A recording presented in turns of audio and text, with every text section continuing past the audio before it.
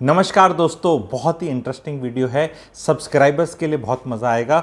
5 सवाल जो बहुत पूछे जा रहे हैं उनमें से कुछ डायरेक्ट हैं, कुछ ऑकवर्ड हैं, वो आंसर करने की कोशिश करूंगा। पहले पांचों सवाल ही बता देता हूं जो इस वीडियो में मैं आंसर करने वाला हूं। पहला सवाल, गुरुजी आप किसकी तरफ हो? बिन पैंदी के लोटी की तरह कभी इधर ऐसे ऐसे करते हो, आपका पर्पस क्या है? कि क्या है, मतलब ये क्या हो रहा है, तो ये बताऊंगा। दूसरा, कि राहुल जी और कांग्रेस की पॉलिसी के अगेंस्ट कुछ नहीं बोलते, मोदी जी की तरफ बोलते हो, ऐसा क्यों है? ये भी कई कमेंट्स में मेरे को बोला गया, तो इस पर भी जवाब दूंगा। तीसरा, ये हायर ऑर्डर थिंकिंग बहुत बोलते हो, क्या ये हायर ऑर्डर थिंकिंग क्या है, मतलब ये इस पे भी आंसर करूंगा। चौथा, बहुत इंटरेस्टिंग रहेगा, ये तो ज़रूर सुनना क्योंकि बहुत क्लियर क्वेश्चन है ये, कि BJP versus Congress middle class के लिए कौन सी अच्छी है। साफ साफ सवाल, तो इसका जवाब देने की मैं कोशिश करूंगा। आप बताना वो जवाब पसंद आए, ज़रूर सुनना, नहीं तो ये आइडियोलॉजिकल वीडियो, नहीं तो कैसे पता चलेगा कि रोज आके कुछ कुछ कर लेता हूँ। क्लैरिटी भी तो होनी चाहिए ना, नहीं तो कई लोग तो नए वाले तो ये सोचते रहते हैं एजेंडा क्या है, पैसे किससे मिले हैं, किसका बैटिंग कर रहा है, तो वो भी पता चलेगा इस वीडियो में, पता चलेगा थोड़ा थोड़ा। पांचवा, मैं एंटी डिफेक्शन लॉ पे कुछ मेरे को ज्ञान दिया कुछ सब्सक्राइबर्स ने, मैंने हाल ही में वीडियो बनाया था, तो उस पर भी क्लैरिटी दे दूंगा कि वो मैंने अभी हाल ही में मेरा वीडियो आया ना कि कितनी सीट आ रही है 4 जून को, तो वो ये सवालों के जवाब देंगे। ध्यान से सुनना। तो पहला स्टार्ट करते हैं कि मैं किसकी तरफ हूँ। तो जी मैं किसकी, तो पिन पैंदी के लोंडे हो, क्या लोटे हो, ठीक है, बिन पैंदी के लोटे हो।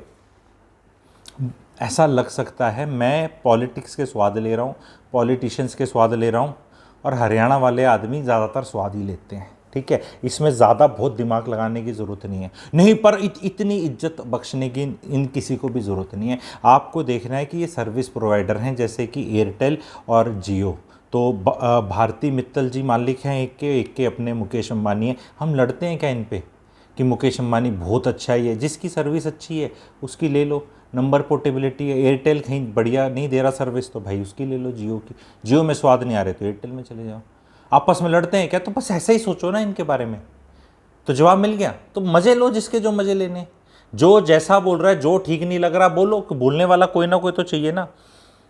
अब दूसरी सवाल पे आते हैं कि राहुल जी पे कांग्रेस पे कम और मोदी जी पे ज़्यादा, तो मैं बड़ा अच्छे से बताना चाहता हूँ।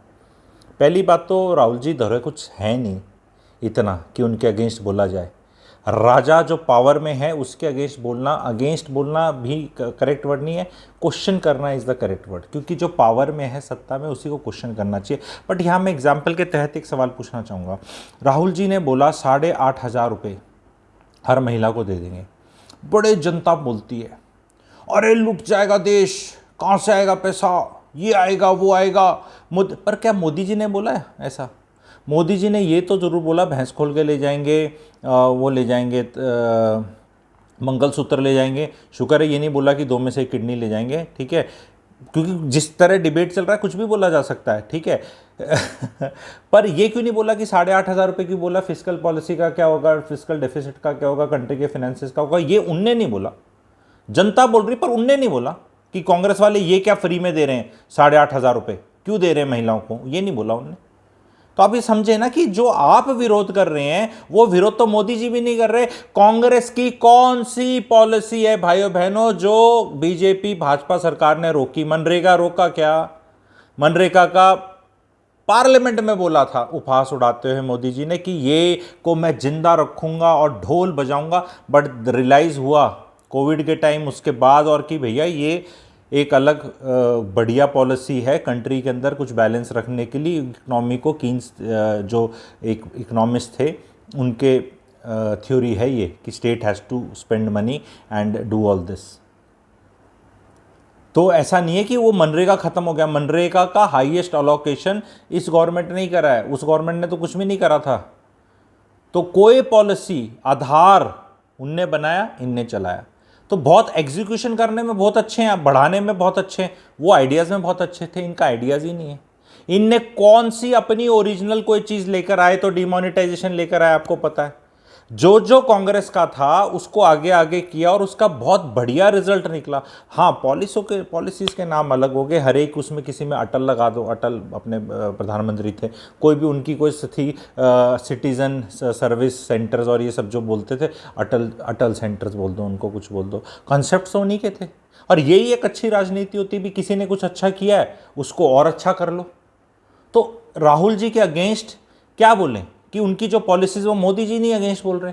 वो आगे जब मैं बीजेपी कांग्रेस करूंगा उसमें भी इसका जवाब आगे मिलेगा। और वो भाई वो पावर में आएंगे, किसी स्टेट में आएंगे, कहीं कुछ आएंगे, कुछ गलत होगा तो बोलेंगे भी, बोलेंगे भी। लेकिन आज जो सत्ता में उसी को ज़्यादा बोला जाएगा ना। अब आप एक मैच चल रहा है, उसमें सारी बॉलिंग एक ही खा रहा है, तो दूसरे बैट्समैन के बारे में जो 10 साल पहले बैटिंग कर रहा था, अब क्या बोलेंगे उसका कि उसकी बैटिंग अच्छी है, बुरी बैटिंग है।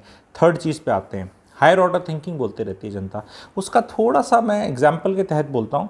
एक रिपोर्ट आई हाल ही में, आपने देखी होगी कि आईआईटी में 38% बच्चों का प्लेसमेंट नहीं हुआ।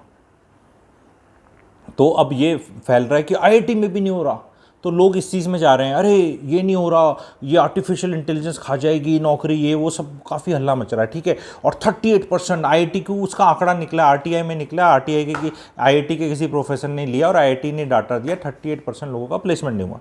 तो ये तो फर्स्ट ऑर्डर थिंकिंग होगी। किसी ने इसके ऊपर थोड़ी हायर रिसर्च करने की कोशिश करी कि भाइयों बहनों 50% रिजर्वेशन है, तो 100 बच्चे आईआईटी में आते हैं तो 50 जनरल कोटे के आते हैं और 50 ये आते हैं रिजर्वेशन के, और उसमें दूसरे वाला डाल लो तो वो 10% वो भी है, तो यानी 60 वो वाला है जो स्वर्ण के अंदर जो इकोनॉमिकल वीकर सेक्शन वाले होते हैं वो आते हैं। तो जो ये 38 बच्चे हैं जिनका प्लेसमेंट नहीं हो रहा, ये इस कैटेगरी में कितने से हैं? ये पॉलिटिकल करेक्ट नहीं है ज़्यादा पूछना, थोड़ा सा एम्बैरेसिंग भी है, थोड़ा सा कंट्रोवर्सी हो सकता है, पर यही हायर ऑर्डर थिंकिंग है कि जो आपको इनिशियली चीज़ परोसी जाए वो आपने देख ली, पर उसका इफेक्ट का इफेक्ट, फिर उस इफेक्ट के इफेक्ट का इफेक्ट, और उसके क्या है।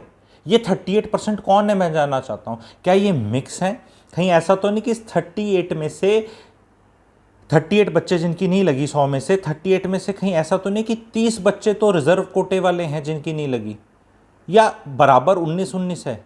क्या उसमें भी एससी में कुछ अलग रिजल्ट है, एसटी में अलग रिजल्ट है, ओबीसी में अलग रिजल्ट है? इसे कहते हैं हायर ऑर्डर थिंकिंग। ज़्यादा कुछ ना कि रिजर्वेशन कितना मदद कर पा रहा है, कितनी नहीं कर पा रहा, इसे कहते हैं खुले विचार रखना। इसका ये मतलब नहीं कि मैं बोल रहा हूँ रिजर्वेशन ख़त्म कर दो। रिजर्वेशन कोई एक कह रहा है बढ़ा दो, 85 तक ले जाओ, वो अलग चर्चा का विषय है। पर ऐसी बातें करने में ही डर लगता है कि ये हम एनालाइज ही नहीं करेंगे, कोई बात ही नहीं करेंगे। किसी भी बात को डीप लेवल पे जाके समझना, समझाना और सोचना, उसको हायर ऑर्डर थिंकिंग बोलते हैं। और वो चैनल उसी के लिए है। ये यूट्यूब का IIT IIM है, हर आदमी के लिए नहीं है ये चैनल। तभी हाथ जोड़ के विनती है, अगर आपकी दिमाग में दही होती है और चीज़ें नहीं समझ में आती, हालांकि मैं स्टैंड डाउन क्या सिट डाउन कॉमेडी भी करता हूँ, बड़ा लोग एंजॉय भी करते हैं। देखो, बिना तनाव के देखोगे और बिना ऐसे देखोगे कि मुझे कहीं ले जाया जा रहा है ज़बरदस्ती, तो एंजॉयमेंट आएगा, या सीखने की भावना से देखोगे, या फिर भी आप जीवन में अमीर होने चाहिए चैनल की चीज़ें समझने में। ये भी एक चीज़ बता दूंगा, या अमीर बनना चाहते हैं। अगर आप बहुत फिक्सेटेड ओपिनियंस के हैं, हायर ऑर्डर थिंकिंग नहीं कर सकते कि कोई भी चीज़ बताई गई, it is something like mummy का मुंह बना हुआ है, आप घर में आए, आप शादीशुदा हैं, तो तुम्हारी बीवी ने कुछ किया होगा, ये फर्स्ट ऑर्डर थिंकिंग है। पर मम्मी का मुंह हो सकता है 4 दिन पहले कुछ हुआ था उससे बना हो सकता है कुछ नहीं। तो डीपर अंदर घुसना किसी चीज़ के सोच से कि भी फिर वाइफ ने ऐसा क्यों किया, फिर मम्मी ने ऐसा क्यों किया, फिर क्या हुआ। पर ये क्या है, हर चीज़ में हायर ऑर्डर थिंकिंग के लिए ब्रेन पे जोर पड़ता है, और ब्रेन जो है वो आपने गिरवी रख रखा है कई लोगों का। कई लोग आके आपको रील्स ले जाते हैं, बॉस ले जाता है, अरमान ले जाते हैं, तड़प ले जाती है जीवन की, और बड़ा स्ट्रेस है जीवन में। स्ट्रेस से याद आया मुझे, मैं एक वर्कशॉप भी करूंगा मिड ऑफ जून में, स्पेशली कॉर्पोरेट में जो नौकरी करते हैं। अगर उस वर्कशॉप के लिए आप जुड़ना चाहते हैं तो CS लिख देना, कॉर्पोरेट स्ट्रेस। ज़्यादातर कॉर्पोरेट पे है, पर वो नौकरी के लिए भी रहेगा, पर ओरिएंटेशन उसकी मोस्टली कॉर्पोरेट की नौकरी के लिए रहेगा, तो वो आप जुड़ लेना। तो ये से हायर ऑर्डर थिंकिंग करते हैं। अभी चौथे सवाल पे आते हैं, बड़ा इंटरेस्टिंग है जी। गुरुजी ये बताओ, मिडिल क्लास के लिए कांग्रेस अच्छी है बीजेपी? अब मैंने आपको हायर ऑर्डर थिंकिंग बता दी। अगर हम फर्स्ट ऑर्डर थिंकिंग करते हैं तो मिडिल क्लास के लिए बीजेपी अच्छी है, स्ट्रेट फॉरवर्ड। कैसे? कांग्रेस क्या करती, कांग्रेस एक्चुअल में गरीबों का भला करने में लगी हुई है, और सारे प्रोग्राम गरीबों के लिए हैं, ऑफ द गरीब, फॉर द गरीब, बाय द गरीब, सब कुछ वैसा है। बीजेपी भलोने वाली पार्टी है, स्टोरियां सुनाने वाली। ये मैं अपनी पर्सनल ओपिनियन बना रहा हूँ, बुरा मानने की ज़रूरत नहीं यहाँ पे आइडियोलॉजी, ठीक है। तो बीजेपी स्टोरियां सुना देगी, भला भी कर देगी, लेकिन ऐसे 8,500 रुपये दे देंगे, ऐसे दे देंगे, वो दे देंगे, ऐसे नहीं करते। तो फर्स्ट ऑर्डर थिंकिंग में मिडिल क्लास के लिए अच्छी है, क्योंकि ये जो पैसा है मिडिल क्लास टैक्स पेयर का ही दिया जाएगा, ये तो किसी ने फ्री से जेब से आके नहीं देना। तो दैट्स वाई मिडिल क्लास दीवानी है बीजेपी की। क्या होना चाहिए भी, किसी के दीवाने हो, मैं प्रेम की दीवानी हूँ, कोई किसी का दीवाना, एक पिक्चर थी, कोई किसी का दीवाना। मेरा यहाँ पे आपका जो प्रेम है उसको तोड़ने के लिए नहीं आता मैं किसी के प्रति। मैं ये कहता हूँ कि आपका किसी के प्रति प्रेम है, हम भी कुछ काउंटर स्टोरियाँ सुनाएंगे, वो स्टोरियाँ सुन के आपका प्रेम बढ़ जाएगा, घट जाएगा, कुछ तो होगा, ठीक है। अगर घट रहा है तो और दुखी हो रहे हो तो भैया मत सुनो, ठीक है। अगर बढ़ रहा है सुनाने के बाद तो बढ़ा लो, सुनाने के बाद भी घट नहीं रहा, काफ़ी कोशिश कर ली किसी से, तो भी बहुत अच्छी बात है, आपका बिलीफ सिस्टम क्रैक नहीं किया। तो ये है lower first order thinking. Higher order thinking ये कहती है कि अगर कंजम्पशन नीचे से ज़्यादा बढ़ेगा तो क्या मैं शेयर मार्केट के थ्रू, क्या मैं बिजनेसेस के थ्रू, क्या मैं इन सब के थ्रू ज़्यादा पैसा कमा सकता हूँ। क्योंकि आइसोलेशन में मिडिल क्लास भी जहाँ भी नौकरियाँ कर रही हैं, उनके कंजम्पशन बास्केट में ये लोग भी तो आते हैं ना। साबुन तेल से लेके, स्कूटर से लेके, हीरो होंडा का शेयर देखो कहाँ से कहाँ गया पिछले 2 साल में, बजाज का आप शेयर देख लो कहाँ से कहाँ। मैं ये मोटरसाइकिलों की बात कर रहा हूँ, क्योंकि कार तक नहीं पहुँचे हैं लोग। तो कहीं ना कहीं गवर्नमेंट कहीं करती है, उसका एक स्पिल ओवर इफेक्ट होता है। कीन्स एक बहुत बड़ा इकोनॉमिस्ट था, उसको पढ़ने की कोशिश करना आप। सारी कीन्स की थ्योरियाँ ठीक नहीं हो सकती, बिकॉज सारा ही सब कुछ स्टेट कर ले तो स्टेट के पास भी अनलिमिटेड रिसोर्सेज तो नहीं है। लेकिन ये कहना कि 100 रुपये लेके बैठा है स्टेट तो 20, 30, 40, 50 रुपये भी खर्च नहीं करेगा, तो वो इकोनॉमी कई बार ऐसे हो जाएगी। पुराने टाइम्स में जब सूखा पड़ता था तो राजा मॉन्यूमेंट्स बनवाता था, तालाब खुदवाता था। अगर पुरानी, क्योंकि हिस्ट्री हमने सिर्फ ये हिंदू मुस्लिम और मुग़ल और ये ऐसे अत्याचार हो गए, ये ऐसे ही कुछ पढ़ी है, ऐसे ही आजकल पढ़ना चाहते हैं। एक्चुअल में क्या क्या होता था पता नहीं है, हमें नहीं पता। राजस्थान में एक छोटी सी कोई जो स्टेट होता था, हमें राजस्थान बोलेंगे तो हम बोलेंगे राजपूत, राजपूत से बोलेंगे मेवाड़, मेवाड़ से बोलेंगे राणा प्रताप, ठीक है। तो बस 4-5 कुछ नाम पता है हमें। भैया वो तो 700-800 साल से राज किया उनने भी, राजपूत किंग्स ने भी, उनने भी बहुत बहुत काम करे, पर वो कभी डॉक्यूमेंटेड ही नहीं है कि उनने उदयपुर में लेक सिटी कैसे बन गया राजस्थान के अंदर, किसी ने स्टोरी सुनाई नहीं आपको। भैया आज के दिन सिटी ऑफ लेक्स बोलते हैं, उदयपुर किधर, राजस्थान के बीच में सिटी ऑफ लेक्स कैसे बना है, किसी ने बताया? आपने यूट्यूब पे भी पता है, कहीं किताब में भी पता है, लिखा हुआ है। अगर जानना चाहेंगे, और ये इलेक्शन के बाद ये अच्छी अच्छी चीज़ें भी मैं आपको सिखाऊंगा, तो वो आप कहेंगे दुग्गल साहब अब हिस्टोरियन बन गए। दुग्गल साहब कुछ भी बन सकते हैं, ठीक है। तो मेरे को इस तरह करके बोलते हैं। तो मैं ये बताना चाह रहा हूँ कि बीजेपी लगती है मिडिल क्लास के लिए अच्छी है, ठीक है, क्योंकि स्ट्रेट फॉरवर्ड काम है। पर कांग्रेस की पॉलिसीज़ ही तो फॉलो कर रही है बीजेपी, और मुझे ऐसा लगता है कि अच्छा इम्प्लीमेंटेशन है। कांग्रेस का आइडियाज़ अच्छे होते हैं, इम्प्लीमेंटेशन ख़राब है। जैसे मैं आपको एग्जांपल के तौर पे बताता हूँ, वो एक ओपिनियन है, आप बताना आपको सही लगी ये ओपिनियन। मैं योगी आदित्यनाथ जी के बारे में ओपिनियन डालने वाला हूँ, और अखिलेश यादव के बारे में ओपिनियन, यूपी के बारे में। अब ध्यान से सुनना ओपिनियन क्या है। योगी आदित्यनाथ जी का डिसिप्लिन, लॉ एंड ऑर्डर और ये वाला जो होता है ना, ऐसे control, extremely good, extremely good. But इंसान है, सारा फोकस यहाँ पे है, फोकस यहाँ पे है, तो बहुत अच्छा भी किया। दूसरा, लाभार्थी वाली स्कीम पहुँचाने के अंदर फोकस रहा, but governance, such infrastructure and all, उस पर कुछ ज़्यादा नहीं हो पाया। अखिलेश का वो बेटर था, अखिलेश का बाकी बर्बाद था, चीज़ें खराब थी। तो अब इतना ईजी नहीं होता, तभी कई बार ऐसा लगता है कि सत्ता आती रहे जाती रहे तो ठीक है। इट इज़ लाइक रोज़ के आलू के पराठे कैसे खाएंगे, कभी गोभी के बना दे। रोज़ आम का चारी कैसे खाएं, भी थोड़ा उस वाला खा लें। रोज़ क्या बोलते हैं, लस्सी कैसे पिएं, किसी दिन मैंगो शेक भी पी लें, ठीक है। It is something like that. And ये फैक्ट है। अगर वो इंसान को अब बहुत 10, 15, 20 साल, मैं ये नहीं कह रहा कि यूपी में मुझे नहीं पता कितने साल योगी जी रहेंगे, कितने साल रहेगी। सत्ता का तो काम ही है कि कभी ना कभी बदली होती है ना। मैं कोई विश कर रहा कि जल्दी बदली हो ना, मैं किसी की टीम में। बट मैं ये बताना चाह रहा हूँ कि जिस इंसान ने, अखिलेश यादव, 3-4 साल तो पिताजी और चाचा जी ने चलने नहीं दिया, ठीक है। वो सभा के अंदर और मीटिंग्स में आके टीपू टीपू बोल देते थे। तो वो लास्ट 1 साल 6 महीने में ही became a person on his own, की when he called his shot. Maybe he has learned his lessons, कि भैया लॉ एंड ऑर्डर लोगों को बहुत पसंद है, और ये अपीजमेंट में इतना नहीं है। लॉ एंड ऑर्डर तो इस बार आऊँगा तो ख़राब नहीं होने दूंगा, ये मेरी अपनी इंडिपेंडेंट सोच है। पर ये इंफ्रास्ट्रक्चर भी लोगों को पसंद है, ये हाईवे बनाए, ये वाली बातें करी, ये भी लोगों को पसंद है। योगी जी को अब देखना है कि अब इसके बाद की भी लॉ एंड ऑर्डर अच्छा कर दिया, ठीक है, लाभार्थी अच्छा कर दिया, तो क्या बस इसी पे रुकना है मुझे? क्या मेरी यही लेगेसी है? बस यही मेरा वो है कि हाँ भाई, क्या सारे एक दिन तो लोग इस चीज़ से भी पक जाएंगे ना, जब लॉ एंड ऑर्डर बहुत अच्छा रहेगा बहुत साल तक, तो जब खराब था तो लोगों की भी याददाश्त है, ये मैं पॉलिटिक्स के हिसाब से एग्जाम्पल बता रहा हूँ, तो लोग भूल जाएंगे कई लोग।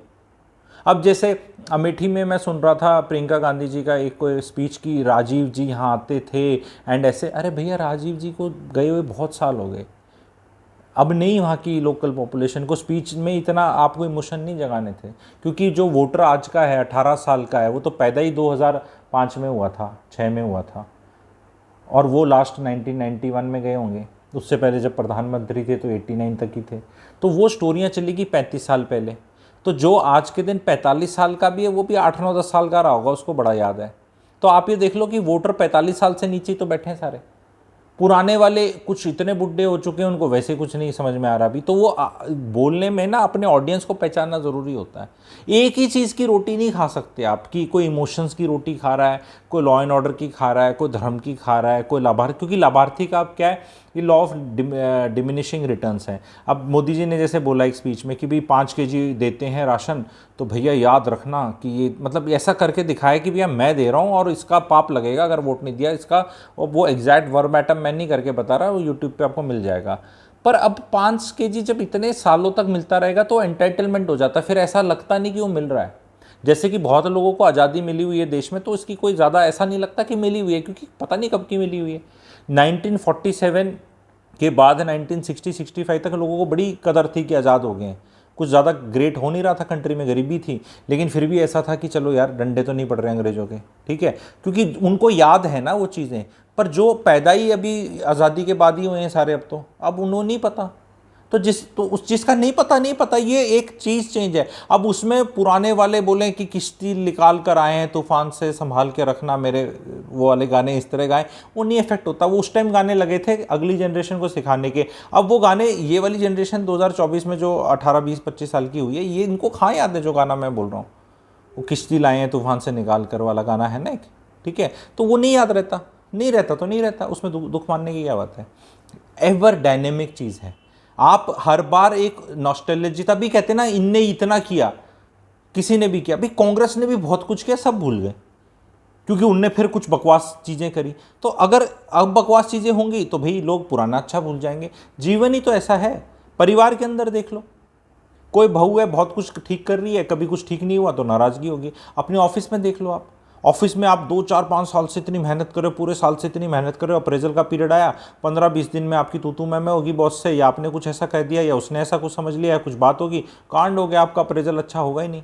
अब उसमें स्टोरियाँ सुनाते रहो, मैंने याद है उस दिन, नहीं याद, पर वो देख कितना खराब है, और वहीं कोई 20-25 दिन में ले गया। कहानी में वही हो रहा है ना, तभी कोई भाजपा के और भक्त वाले हैं, उन्हें बड़ी तकलीफ हो रही है कई बार कि अरे 2-3 महीने में ये क्या हो रहा है, ये पतंग हवा यहाँ से वहाँ कैसे जा रही है, क्योंकि भाई कुछ ना कुछ गड़बड़ हो गया। अहंकार ज़्यादा कर लो, केयरलेस ज़्यादा हो जाओ, ठीक है। हालांकि भाजपा पर से ओवर कॉन्फिडेंट नहीं थी, भाजपा के शीर्ष नेता नहीं थे, वो ज़मीन से जुड़े हुए हैं, लेकिन गलतियां फिर भी हुई हैं। पर ओनली थिंग इज़ कि भाजपा का क्या है, रियलाइजेशन जल्दी आ जाता है कि गलती होगी, भले गलती माने ना, लेकिन गलती पे एक्ट ज़रूर करते हैं। कांग्रेस का क्या है, वो हाथी की तरह है कांग्रेस, वो चल रही है, उसकी चाल बदलने में बहुत टाइम लगेगा, बहुत टाइम लगेगा। People will run out of patience with Congress. पर वो है कि वो हाथी को आप इग्नोर नहीं कर सकते, भले चाल स्लो है, भले मतलब वो ऐसे मस्ती का वो वाला है, वो एक अलग इंडिया को रिप्रेजेंट करते हैं। एंड कभी तेजी का इंडिया जब हाफ रहा होता है और थक रहा होता है और इतना भाग दौड़ के भी ऐसा लग रहा है कि कहीं पहुँचे नहीं या पहुँच नहीं रहे, कुछ स्वाद नहीं आ रहा, फिर वो हाथी देख रहे हैं यार ये भी पहुँच गए यहाँ पे। इट इज़ लाइक वो कौन सी रैबिट एंड टॉर्टॉइज वाली, टॉर्टॉइज भी पहुँच गए यहाँ पे। ये सेम कंसेप्ट, जो डिफरेंस कांग्रेस और बीजेपी का है, मैं बड़े क्लासिक एग्जांपल से बताना चाहता हूँ, इसको समझे तभी समझ में आएगा मिडिल क्लास के लिए क्या अच्छा और आपके लिए क्या अच्छा है। क्योंकि मिडिल क्लास में भी तो अलग अलग प्रवृत्ति के लोग हैं ना। जो डिफरेंस कांग्रेस और बीजेपी का है, वही डिफरेंस आप ये कह सकते हो इंडिया और चाइना का है, in terms of sense of urgency and discipline. China is very discipline, sense of urgency, BJP is very disciplined, ठीक है। बीजेपी कार्य का जो भी है उसमें टिकट कितने लोगों की कटी, चू भी नहीं करी। और यहाँ देख लो, ये श्रुति चौधरी यानी उनकी मम्मी की टिकट कटी तो मतलब यहाँ रोना धोना सारा नज़ारा। कांग्रेस की बात कर रहा हूँ, वो मंच पे लड़ रहे हैं, राव दान सिंह और वो बीच में राहुल गांधी बैठा है, वो वोट तो ऐसे देख रही है भाई, ये डेमोक्रेसी और इंडिया। राहुल गांधी ऐसे बैठा है, यहाँ पे ऐसे ऐसे कर रही है और यहाँ पे ऐसे ऐसे, और ऐसे बोल रहा है कि रुक जा यार, पब्लिक देख रही है। कहीं अंदर मीटिंग में लड़ लेना, भरे रैली में लड़ रहे हैं। और वो भी हास्यास्पद क्या है कि वो भूपेंद्र हुड्डा जी की सीट थी, किरण चौधरी जी वो भूपेंद्र हुड्डा बोलने गए वहाँ पे स्टेज पे, सीट खाली हुई, किरण चौधरी जी आगे वहाँ बैठ गई, वहाँ आके बैठ गई किरण चौधरी जी ऐसे करके, ठीक है। और वो बेचारे वापस आ रहे हैं हुड्डा साहब कि यार मैं कहाँ बैठूँ, वो फिर सीट ढूंढ रहे अपने। तो ये कांग्रेस में तो भाई ये कॉमेडी है, पर ये कईयों को पसंद भी आ सकती है। बीजेपी में बहुत डिसिप्लिन है, कितनों की टिकट करी, कितनों का दर्द है अंदर से बैठे हुए हैं, पर मजाल है बोलने। तो आप जिससे आइडेंटिफाई ज़्यादा करते हो, आपके घर में इस तरह का डिसिप्लिन है, आप वो बाबूजी हो मोहब्बतें वाले, अपने परंपरा वाले अमिताभ बच्चन हो, तो of course BJP will attract to you. आप थोड़े कूल हो, शाहरुख खान टाइप ऐसे फीलिंग्स हैं, तो ये आपको अपना डिसाइड करना है।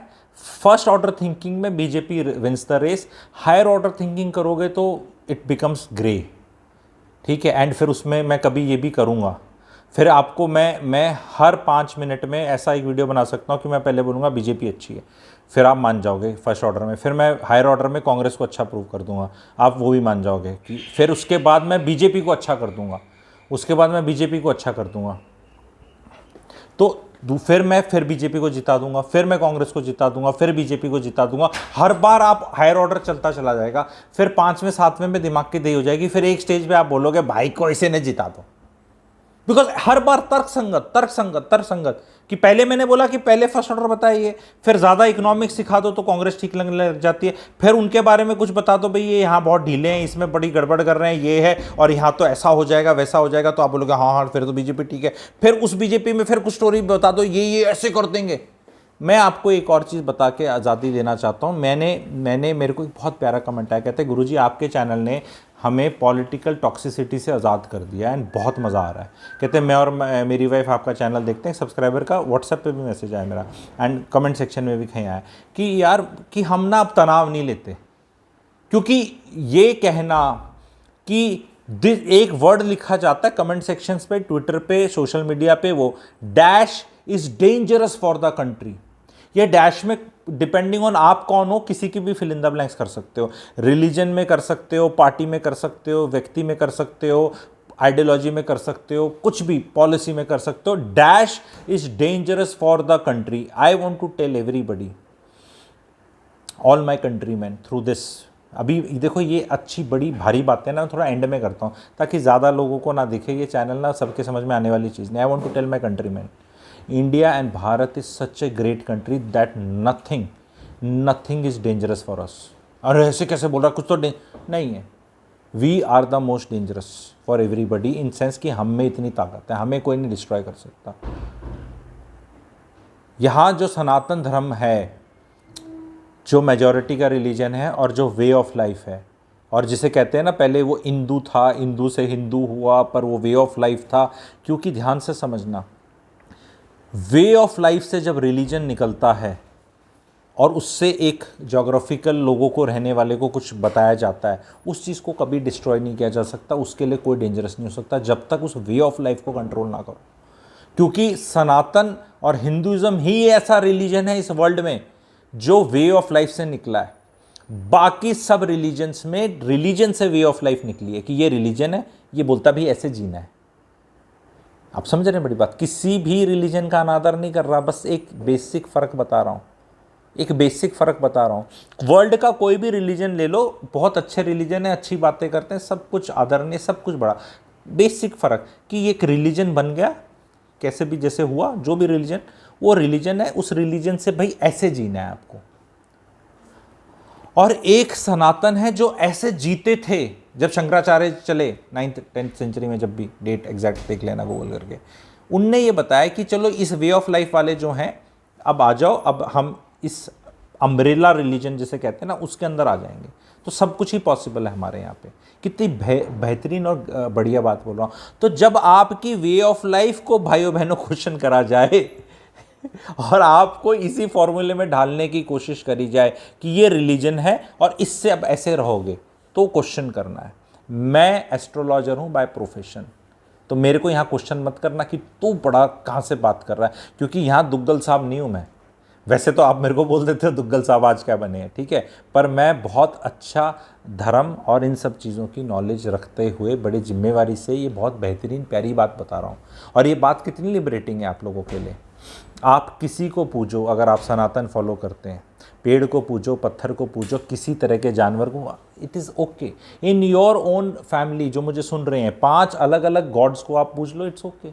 ऐसा नहीं इसी को करना है, नहीं यही करना है, नहीं सोमवार को ही व्रत रखना, नहीं सोमवार को नहीं मंगल को रख लो, हनुमान जी का रख लो, नहीं नहीं भोलेनाथ का रख लो, नहीं नहीं कई लोग थर्सडे का रख लेते हैं, कोई शनिवार का रख, कुछ रखो, व्रत नहीं रखना, ये ऐसे रखो। वैसे हमारे यहाँ सिर्फ एक्शंस हैं, कॉन्सिक्वेंसेज। आई होप ये टचिंग अच्छा लगा होगा। आखिरी चीज़ जो मैं बता के बंद करूँगा, मैंने जो वोटिंग का बताया था कि भाई ये इतनी इतनी सीट्स आएंगी, और उसमें मैंने बोला था जो ये छोटी पार्टी हैं ये एक एक दो दो यहाँ चले, तो लोगों ने एंटी डिफेक्शन लॉ, मुझे भी आता है भैया, मैं ये नहीं कह रहा कि किसी पार्टी की 70-80 सीट आ रही है तो उसमें से 2 MP चले जाएंगे, वो तो नहीं जा सकते, एंटी डिफेक्शन लॉ है। पर भाई अगर 2 ही MP हैं, दोनों ही चले गए, तो अब इस पर कौन सा एंटी डिफेक्शन लॉ है। पार्टी में 2 ही MP थे, दोनों ही चले गए, पार्टी में 1 ही MP था, 1 चला गया, पार्टी में 4 MP थे, 3 चले गए। आप समझ रहे हैं, तो जहां 4, 3 और 2 और 1 है, वहां का मामला बता रहा हूं। तो ये 1, 2, 3 और 4 बहुत पार्टियों में होने वाला है, मैं ये बता रहा हूं। तो कई पार्टी मर्ज कर सकती हैं, कई पार्टी वाले जा सकते हैं, कई ऐसे जा सकते हैं, और कई नहीं जाएंगे तो रिजाइन कर देंगे सीट और दोबारा इलेक्शन लड़ लेंगे। ये भी तो मध्य प्रदेश में देखा हमने। भाई 5 MP रिजाइन कर गए तो 5 सीट खाली होगी सीट, अब कर लो कुछ भी चुनाव, वो भी पॉसिबिलिटी है। तो ये ऐसे ऐसे आप मत सोचा करो कि मैं आके ऐसे वीडियो बताता हूँ। देखो गलती मेरे से हो सकती है, कोई आदमी ऐसा नहीं, लेकिन ये तो बहुत बेसिक ABCD है ना। हाउ कैन यू प्रिज्यूम मुझे एंटी डिफेक्शन लॉ ही नहीं पता। मुझे भी पता है यार, ठीक है, पॉलिटिकल चैनल थोड़ा बहुत चल रहा है, चला रहा हूँ, तो थोड़ा इतनी जानकारी, इतनी पे तो मेरे को, मतलब वैसे मेरे को कर लो तो समझ में आता है, पर इतनी पे मत करो। आने वाले टाइम में भाइयों बहनों, एंड क्लाइमेट चेंज पे आफ्टर इलेक्शन, अग्निवीर का मुद्दा मैंने ना इलेक्शन में बहुत ज़्यादा नहीं छेड़ा, एक ही वीडियो बनाया, बहुत अच्छे कमेंट आए और बहुत कुछ है बताने को, बट मैंने जानबूझ के नहीं बताया, क्योंकि जो मुझे पता है, जो मैं बताना चाहता हूँ, उससे इलेक्शन भी थोड़ा बहुत प्रभावित हो सकता था। एंड मैंने जानबूझ के नहीं किया ताकि फिर मेरे पीछे ना पड़ें और मेरी इंटेंशन क्वेश्चन ना करें, क्योंकि मेरा इंटेंशन पॉलिटिकल गेन नहीं है किसी के लिए, एम है एक्चुअल में अग्निवीर का मुद्दे को करना। और तो बोले कैसे इलेक्शन ऐसे हो जा, अरे यार 99 लाख वोट डाले हैं हरियाणा में, 2-4 लाख वोट इधर उधर इन्फ्लुएंस कर लो तो बहुत खेला हो जाएगा मेरे भाइयों। अभी इलेक्शन का रिजल्ट आने दो हरियाणा का, देख लेना कितने मार्जिन से कौन जीत रहा है, मार्जिन से पता चल जाएगा आपको कितने वोट डले हैं। रोहतक में 18 लाख वोट हैं इस बार, पिछली बार 16 लाख थे, 16 लाख में 13 लाख लोगों ने वोट किया था पिछली बार। इस बार वोट तो 18 लाख हो गए, रोहतक का ही बता रहा हूँ सिर्फ, और वोटिंग डली है 12 लाख। समझ रहे हो, वोटिंग कम होगी, वोट 2 लाख बढ़ गए। तो ऐसे मत बोलो कि क्या बोलते हैं गुरुजी 36,000 सब्सक्राइबर लेके बैठे तो कितने इलेक्शन कर देगा। इलेक्शन भाई हो सकता है, ऐसी बात नहीं है, बहुत ज़्यादा वोटों को करना नहीं होता। हर एक आदमी जो देखता है वो भी तो आगे 100 लोगों को बताएगा, और कोई वीडियो हिट हो जाए तो 50,000 1 लाख व्यूज़ तो आने क्या दिक्कत है। शॉर्ट्स में बना दो, और कोई बार बार ही अगर वीडियो जो मैं बनाऊंगा अभी आने वाले टाइम में, ठीक है, तो फिर आपको पता चलेगा। और वो मेरा मुद्दा is still country, because I want to tell my audience, nobody in this country has understood Agniveer the way I have understood। Opposition party को कुछ नहीं पता, वो तो वोट बैंक की राजनीति कर रही है अग्निवीर पे। मैं जो अग्निवीर पे बताऊंगा उस पर वोट बैंक की राजनीति नहीं होगी, ये मैं बताऊंगा, ये समझाऊंगा, और उसमें देश की बात होगी। और मैं आपको बता रहा हूँ 15-20 दिन में, 1 महीने में आप अग्निवीर में चेंजेस की बातें सुनना शुरू कर देंगे, ये मेरी गारंटी है, ठीक है। वो मोदी जी की भी बहुत गारंटी है, मेरी भी गारंटी है, और कोई किसी के अगेंस्ट नहीं है, देश के हित में है, और लोग आके क्रेडिट लेंगे मेरी बातों का, ये भी मैं बता रहा हूँ। पहले जो मैं बताऊँगा उसका लोग क्रेडिट भी लेंगे, और देश के एंड यही मैं बताना चाहता हूँ, इसलिए मैं कह रहा हूँ इस चैनल को थोड़ा सा उठा लो, ठीक है, फ़ायदा होगा, हम सबका ही फ़ायदा होगा। ये बिल्कुल बार बार डिस्क्लेमर करना पड़ता है, धीरे धीरे पता भी चलने लग गया, क्योंकि ज़्यादा जब आप खाने लग जाते हो तो पता चल जाता है खाना किस भावना से बन रहा है और कहाँ से आ रहा है और क्या है। तो धीरे धीरे पता चलेगा आपको कि कि भाई ये एक्चुअल में कुछ हायर ऑर्डर थिंकिंग हो सकती है, एक्चुअल में इंडिपेंडेंट लोग हो सकते हैं, एक्चुअल में ऐसा हो सकता है। जस्ट बिकॉज आपको बहुत दिखते नहीं हैं एंड सब अपने एजेंडा के हिसाब से चल रहे हैं, और वो दिखता है clear cut agenda, clear cut agenda. मैं बार बार बोलता हूँ, अगर आप भक्त हैं या भक्त का ऑपोजिट कुछ होता है वो हैं, और आपको पीड़ा लग रही है बहुत ज़्यादा, तो ये मुझे एज ए कंटेंट क्रिएटर उसका ख्याल रखना पड़ेगा, उसका भी ख्याल रखना पड़ेगा। आई कैन नॉट से नहीं नहीं, क्योंकि अगर देखो मेरा एजेंडा अगर है तो फिर मुझे फ़र्क पड़ता नहीं, क्योंकि मेरा तो एजेंडा ही है कि भक्त को बुरा लगे लगता रहे, या भक्त का ऑपोजिट कुछ होता है उसको तो एक तरफ पकड़ लूँ, ये खराब है वो खराब है। खराब बहुत चीज़ें दोनों लोगों की हैं, अच्छी चीज़ें बहुत दोनों लोगों की हैं। समाज में इतनी कटुता, इतना टॉक्सिसिटी, इतना वो क्या बोलते हैं जहर टाइप सा जो फैला हुआ है, इसमें तो बैठ के कोई बात ही नहीं हो सकती देश की। क्यों कंसेंसस बिल्ड नहीं हो सकता, इतनी नफ़रत क्यों है? ठीक है, तो उसको करने का मेरा वो रहेगा पर्पस, एंड वो मुद्दे हैं, इन मुद्दों पे बहुत क्लैरिटी की ज़रूरत है। आपको अब कोई सवाल है एज ए सब्सक्राइबर आप पूछना चाहते हैं तो प्लीज़ कमेंट सेक्शन में आप सवाल लिखें। जैसे ही जो अच्छे सवाल इकट्ठे होंगे उनके लिए मैं ये इस तरह का वीडियो हर 15-20 दिन या 1 महीने में बना लूँगा। और अभी यूट्यूब लाइव बहुत लोगों की डिमांड आई है इसकी इलेक्शन वाले डे की, तो आप लोग को आ जाएगा 1 बजे के करीब हम करेंगे, तकरीबन लाइव करेंगे उस दिन बैठ के, तो मज़ा करेंगे उस दिन, इन्जॉय करेंगे। जैसे कहते हैं ना कि इन्जॉय करना है, हम तो मिठाई खाएंगे खाएंगे, कोई मर्जी जीते कैसे मर्जी जीते, इन्जॉय करेंगे। जिसके चौके छक्के अच्छे लगेंगे उसकी तारीफ़ करेंगे, खूब इन्जॉय करेंगे। रिजल्ट का डे है, काफ़ी ऐसा पूरा देश ऐसा लगा हुआ था, आईपीएल से ज़्यादा इस बार आईपीएल ऐसा ही गया मेरे ख्याल, हालांकि मैं क्रिकेट देखता नहीं पर मुझे ऐसा लगता है। ठीक है, इस बार इलेक्शन में स्वाद लेने हैं, 4 तारीख स्वाद लेने का दिन है, अच्छा दिन है, भारत के लिए बहुत बड़ा दिन है। तो मिलेंगे हम लोग 1 बजे ट्यूसडे को 4 PM लाइव। तो प्लीज़ इतने चैनल होंगी और इतना डेटा आ रहा होगा, ठीक है, तो एक हमारा भी छोटा चैनल होगा, ठीक है, उस पर हम भी अलग तरह से अपने स्वाद लेंगे। और जिन लोगों ने स्वाद लेने हैं, मज़े लेने, जीवन में खुशी लेनी है, वो आना। जो ये थोड़े से वो हो जाते हैं, वो भाई बहुत चैनल है, करोड़ों चैनल हैं, तो पहली आदमी बता देता है कि यार मज़े लेने तो आना, ठीक है, सबके स्वाद लेंगे, जो निकलेगा वो होंगे। कमेंट सेक्शन मैं खोल के रखूँगा काफ़ी लोगों के लिए, ठीक है, एंड कमेंट सेक्शन में आप ज़रूर रिप्लाई करना। चैनल को प्लीज़ सब्सक्राइब कर लो, शेयर कर लो और इन्जॉय करें। Thank you very much.